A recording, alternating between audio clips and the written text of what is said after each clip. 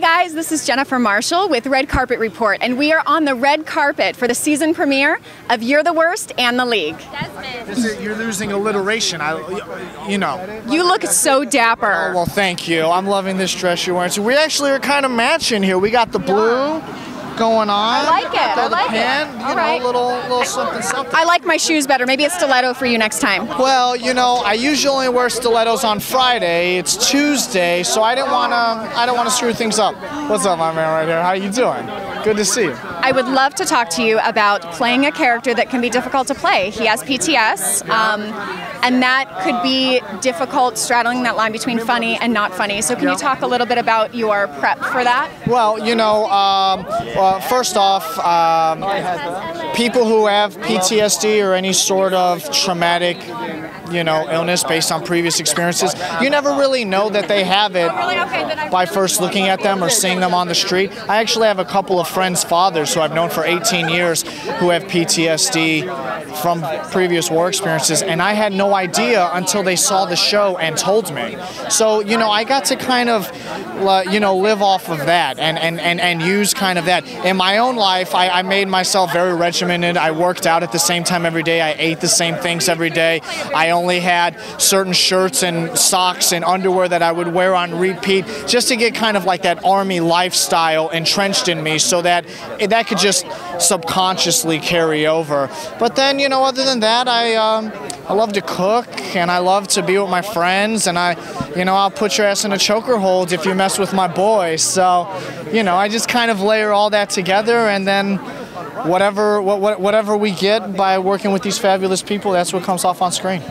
Well, I am so glad that Edgar this season has a lady. Yeah. So talk a little bit about that, because last season I was like, please, Edgar's such a babe, he needs a lady. I know. All right, so the beginning of the season, for the first 4 episodes, he's madly infatuated with Lindsay, and we all know how that goes because Lindsay is how Lindsay is.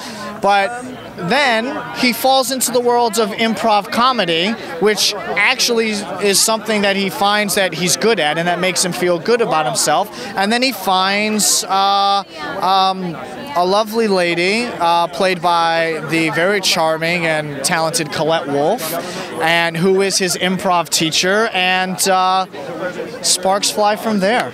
It is time. Edgar needs some love. Yeah. Well, I mean, we figure he's been through 2 tours, and he went straight out of high school, so maybe the last time he had a girlfriend was 13 years ago when he was like 17, 18 years old. It's a long time. It's a long time. So my last question for you is, if Edgar had a Twitter, what would the handle be? Have you thought of this? I have not thought of it. I stumped him. Edgar's Twitter handle would be... Oh, snap. Edgar's Twitter handle would be... Now I'm going to tweet you and I'm going to find out later. Find it, yeah. I'm just going to start rolling some off on my Twitter account. We'll see which one holds. Edgar Quintero, the guide to dysfunctional living. I don't know. I think that's good. That actually might be too elevated for Edgar. So, Edgar Quintero, keeping up with Jimmy the best I can. That's a good one. There's a good one. Those two. We'll play with those and we'll move on from there. Yeah. Edgar Quintero, Jimmy's sidekick, ... not.